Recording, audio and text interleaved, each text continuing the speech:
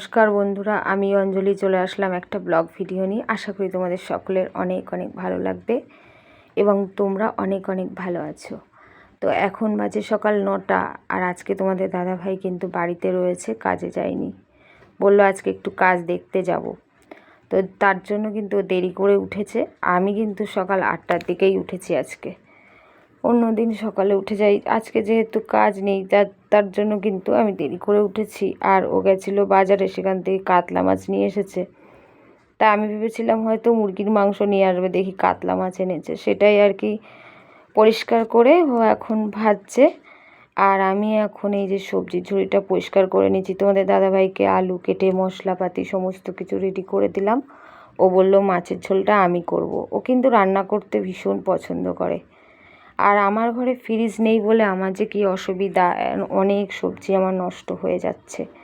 তারপর মাছ যখন তখন আমার রান্না করতে হয়। তোমাদের দাদাভাই নিয়ে আসে অনেক অনেক মাছ। আমি তো এমনি বকা দিই বলে আনতে চায় না, তা না হলে মাছ আমার ঘরে 2-3 ভাগের চলে আসে। তো ওই ফ্রিজে ইচ্ছা হলো নিয়ে রান্না করলাম, না হলো ফ্রিজে রেখে দিলাম। ফ্রিজ থাকলে কিন্তু অনেকটাই উপকার হয়, আর গরমের সময় ঠান্ডা জলও খাওয়া যায়। তো ফ্রিজ কিনবো, কিনে কোথায় রাখবো বলো তো? ছোট দুটো ঘর, তার মধ্যে আমরা থাকবো না খাবো? তো যাই হোক, তারপরে তোমাদের দাদাভাই কিন্তু মাছের ঝোলটা বসিয়ে দিয়ে ওই ঘরে বসেছিল। আমাকে বলল দেখো কীরকম কী ঝোল রাখবা, একটু দেখে আসো। তা আমি আসলাম রান্নাঘরে, এসে দেখি অনেকটাই ঝোল আছে। আলু দেখি সেদ্ধ হয়ে গেছে, কিছুটা আলু কিন্তু ঘেটে দিলাম, তাহলে না মাছের ঝোলটা একটু গাঢ় হবে, বেশ খেতেও ভালো লাগবে, বেশ দেখতেও ভালো লাগবে। তারপর আমাকে বলল যে আমাকে ভাত দিয়ে দাও, আমি যাব কাজে। তারপর বাবুকে বললাম, বাবু তুমি কি খাবে? বলছে হ্যাঁ মা, আমিও ভাত খাবো, আমাকে খেতে দাও। তো বাবা আর ছেলেকে খেতে দিলাম। তারপর আমি ওই ঘরে টুকটাক কাজ ছিল, যেমন বইয়ের তাক গুছানো, বিছানা তোলা, ঘর ঝাড় দেওয়া, সেগুলো করে আমি চলে এসেছিলাম রান্নাঘরে। এসে ভাতটাকে তাতিয়ে নিচ্ছিলাম। তারপরে আমার সাথে বড়সড় একটা বিপদ ঘটে গেল।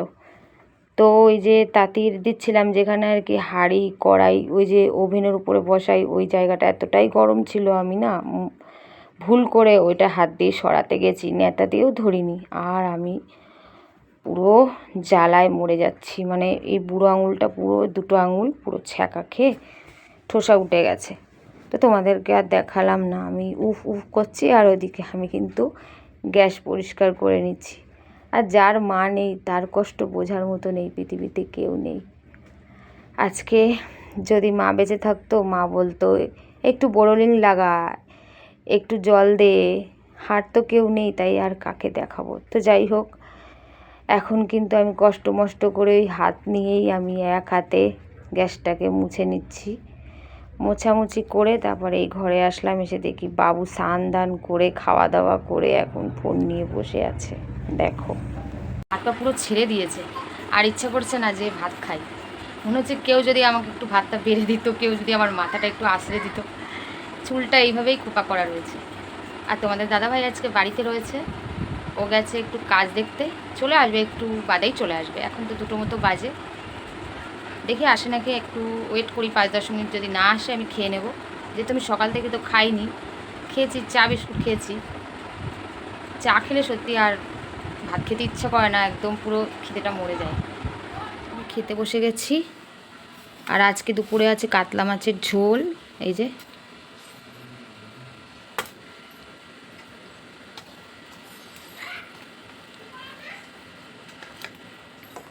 বাবুকে বললাম, বাবু মাছের ঝোলটা কেমন হয়েছে? ও বলছে মা ভালো হয়েছে, তবে একটু ঝাল হয়ে গেছে। আর ওর বাবা একটু ঝাল বেশি দেয়, যেটা আমি আর ছেলে খেতে পারি না। তো যাই হোক, তারপরে কিন্তু খাওয়া দাওয়া সেরে একটু ঘুমানোর চেষ্টা করছি, কিন্তু ঘুম আসছে না। কালকে সারা রাত ঘুমাতে পারিনি। আমি যেই ওষুধটা খেয়ে ঘুমাই, সেই ওষুধটা শেষ হয়ে গেছিলো। তোমাদের দাদাভাই আমাকে একটা ওষুধ এনে দিয়েছিলো, সেটা আমার শরীরে একদমই শ্যুট করছিল না। তারপর আমি চলে এসেছিলাম বাইরে, এসে একটু হাঁটাহাঁটি করছিলাম। আমি বৃষ্টির কারণে একদমই রাস্তায় আসি না। আর এখানটাতে কত জঙ্গল হয়েছে, ভাবছি ফুল গাছগুলোকে ছেলেকে দিয়ে একটু ছাটিয়ে নেব। তারপর হয়ে গেল সন্ধে, এখন সন্ধ্যা দিতে আসলাম। এই সন্ধ্যাবেলাটা হচ্ছে আমার আর আমার ঠাকুরের, আমার ভগবানের। আমি এই সময় ঈশ্বরের সাথে কথা বলি, ঈশ্বরকে প্রণাম করি, যত কষ্ট আমি আমার প্রভুর সাথে শেয়ার করি। এই সন্ধ্যাটা আমার মানে আমার ঈশ্বর আর আমার, এর মাঝখানে কেউ আসতে পারে না। তাই ঠাকুরের নাম জপ করে সন্ধ্যাবাতি দিয়ে এই উঠলাম। তারপরে চলে এসেছিলাম চা বানাতে। তোমাদের দাদাভাই বাড়ি এসেছে, আসলে একটু শুয়েছিল, বললো আমার মাথাটা যন্ত্রণা করছে, আমাকে একটু আদা দিয়ে চা বানিয়ে দাও। আর বাবু বললো দুধ চা খাবে, ও নিয়ে এসেছিলো দুধ। আমি আর তোমাদের দাদাভাই লিকার চা খাবো, তাই আমাদের দুজনার জন্য আমি লিকার চা করে নিলাম। আর আমি বলছিলাম যে ঘরে সেরিডন আছে, একটা খেয়ে নাও। তা বলছে না, ও সহজে ওষুধ খেতে চায় না, চেষ্টা করে আপনার থেকে যাতে কমে যায়। যখন দেখে না খুব যন্ত্রণা করছে তখনই যে কোনো ওষুধই ও খায়। আর আমার কিছু হলেই, ওষুধ না হলে আমি কিন্তু একদমই চলতে পারি না। কই এনেছিস বাবু? কই এই ওষুধটা? সাদা পাতা পেয়েছিস? সাদা। সাদাটা পাওয়া গেছে বললে, এটা সেই সাদা সেই ওষুধটা? ঠিক আছে, গ্যাসের ওষুধ পাওয়ার ঠিক আছে, যাক ওষুধটা পাওয়া গেছে। আমি খুব টেনশনের মধ্যেই ছিলাম, বাবু গিয়ে ওষুধটা নিয়ে আসলো। দিচ্ছি, তা কি করছি?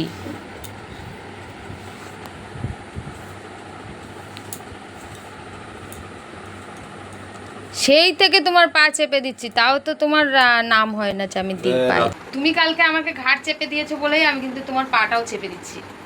যে আমি জানি রাত্রে দিয়েছে অনেকক্ষণ আমাকে ঘাড় চেপে, আমার ভীষণ ঘাড়ে যন্ত্রণা করছিল, ঘুম আসছিল না, তো অনেকক্ষণ ঘাড় চেপে দিয়েছে। তা আমি কিন্তু পুরো 1 ঘন্টা হয়ে গেল আমি পা টিপে দিচ্ছি। আমাদের দাদাভাই জাম নিয়ে এসেছিলো কালকে, ওইভাবেই প্যাকেট করা ছিল, আমি দেখিনি, ঝোলানো ছিল। এবার আমি খুলে দেখি কী অবস্থা, দেখো। এখন আমি এগুলোকে ধুয়ে নিচ্ছি। এ কি খাওয়া যাবে বলো তো? কি অবস্থা, এতটা। এই ওতে একটু নুন দেবো? হ্যাঁ, একটু নুন ছড়িয়ে দেবো। এখানে চলছে এখন জাম মাখা, লেবুও দেবা এখন? আবার কি লেবু দেওয়া হবে? এটা একটা ইউনিক নিয়ম, আমি জানি না লেবু দেয়।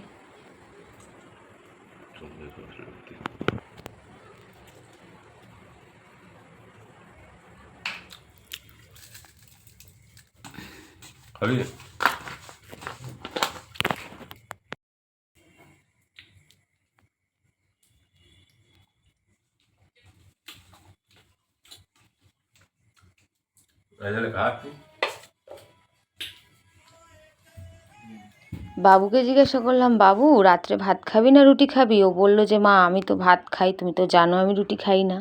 তাহলে আমার এখন রুটিও করতে হবে, ভাত করতে হবে। ছেলের বাবা বললো আমি রুটি খাবো। তাই আমি বলছি ঠিক আছে, তাহলে তোমাকে একটু আটাটা মেখে দিতে হবে। বলছে কি না তুমি মাখো। আমি বলছি না তুমি মাখো, তুমি যেখানে বসে জাম খাচ্ছ ওখানে বসেই আটাটা মেখে দিও, আমি সব গুছিয়ে দিচ্ছি। আর আমি একটু সুস্থভাবে ভয়েস ওভার দেবো, শান্তি নেই। এত প্লেন যায়, আমাদের বাড়ির পাশেই হচ্ছে এয়ারপোর্ট, তারপরে আমার ঘরের সামনে রাস্তা, গাড়ি যেতেই থাকে। এই ভয়েস ওভার দিতে গেলে না এতটা বিরক্ত লাগে, আমাকে আবার কেটে কেটে নতুন করে ভয়েস ওভার দিতে হয়। এর জন্যই আমি কিন্তু নিজের ভয়েসে ভিডিও বানাই। তো যাই হোক, তারপরে কিন্তু এই যে ভাতটা বসিয়ে দিয়ে এখন ঢেকে দিচ্ছি, ভাতটা আস্তে আস্তে হতে লাগুক। আর এদিকে ভাত কিন্তু ফুটে গেছে, আর তোমাদের দাদাভাই ওদিকে জাম মাখা খেলো, দেখতেই পেয়েছো, খাচ্ছিল। তো আমাকে বললো ঠিক আছে আমি আটাটা মেখে দিচ্ছি। এই যে ও কিন্তু আটাটা মেখে দিল। আমি বললাম তাহলে তুমি ছেঁকে দাও, আমি বেলে দিচ্ছি। আর আমার ওভেনের সামনে জায়গা খুবই কম, আমাকে রুটি করতে হলে আগে সমস্ত বেলে, তারপরে মেখে বেলে সব রেডি করে তারপরে কিন্তু আমাকে রুটিটাকে সেঁকতে হয়। তারপর তোমাদের দাদাভাই রুটি সেঁকে বেরিয়ে গেল, আর আমি বললাম আমি 2টো রুটি আমি তেল দিয়ে ভাজবো। আমার তেল দিয়ে ভেজে চিনি দিয়ে খেতে কি মজা লাগে। ছোটোবেলায় আমার মা ঠিক এইভাবে রুটি তেল দিয়ে ভাজতো, ভেজে চিনি দিয়ে দিত, চিনি দিয়ে নারকেল দিয়ে দিত, কি ভালো লাগতো খেতে। তখন তো আর ছোটোবেলায় অত গ্যাস ট্যাস কিছু ছিল না, তখন নারকেল যা ইচ্ছা হতো তাই খেয়ে হজম করে নিতাম। এখন যেরকম হজম করতাম, নারকেল তো খেতেই পারি না। এই দেখো আমার কিন্তু রুটি ভাজা কমপ্লিট। এদিকে ছেলে এসে বলছে আমার জন্য একটা ভাজো, তাহলে আগে তো বলবি, আমি তো আমার জন্য দুটো ভেজে নিচ্ছি। আমি বললাম ঠিক আছে, তোকে একটা দেবো এখান থেকে। এবার আমি কি করি তাহলে বলো, কেমন রাগটা ধরে। আমি যখন ভাজছি তখন কিন্তু আমি বললাম, বাবু রুটি কি খাবি? বলছে না খাবো না। মাথা কেমন গরম হয়। তারপরে এই যে মাছগুলো ছিল সেগুলোকে এখন ভেজে রাখছি। সকালবেলায় আমার মাছগুলো তাহলে একটু ভালো থাকবে। সকালে একবার ভেজেছি, মানে আবার হচ্ছে রাতে ভাজছি এখন। তো দেখো এখন এই যে মাছগুলোকে ভেজে রেখে দেবো। আর বেশি ভাজলে না মাছ শক্ত হয়ে যায়, ভালো লাগে না। তোমাদের দাদাভাই এরকম মাছ খেতে আবার বেশি পছন্দ করে, বলে আমার মাছ রেখে দিয়ে ভেজে রাখবো, পরের দিন রান্না করবো নাকি সেই মাছটা নাকি ওর খুব টেস্ট লাগে। জানি না বাবা ওর মুখ কী দিয়ে ভগবান তৈরি করেছে। তো যাই হোক, তারপরে এখন কিন্তু আমি রুটি আর চিনি দিয়ে খাচ্ছি। বাবু বাইরে কথা বলছে, ওকে ডাকলাম, ও আবার একটু নিয়ে গেল ঠোক মেরে। তো চলো, ভিডিওটা এই পর্যন্ত। ভালো লাগলে লাইক কমেন্ট শেয়ার করে পাশে থেকো নতুন নতুন ব্লগ ভিডিও দেখার জন্য। আজকের মতো টাটা।